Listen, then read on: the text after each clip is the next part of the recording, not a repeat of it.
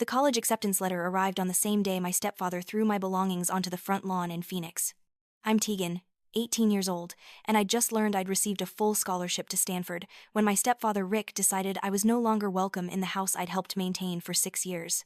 My mother stood silently beside him, choosing her husband over her daughter once again. Since age 12, I'd been Rick's unpaid household manager, cooking dinners, cleaning bathrooms, and babysitting my half-siblings while he worked construction and my mother waited tables. He'd convinced her that teaching me responsibility justified treating me like hired help while his biological children enjoyed freedom.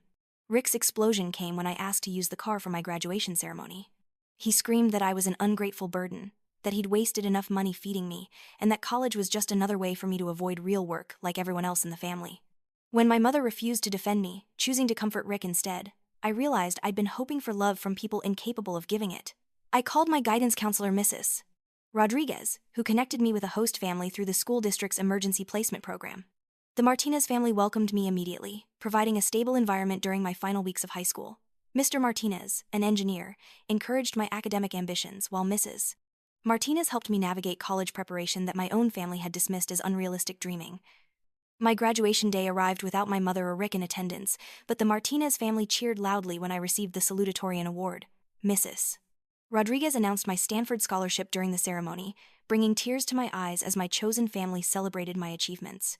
That summer, while working part-time at a bookstore, I received calls from my mother, claiming Rick missed me and wanted me to return home. But I'd seen their house through new eyes during a brief visit, noting the dysfunction I'd normalized for years. Stanford transformed my life completely.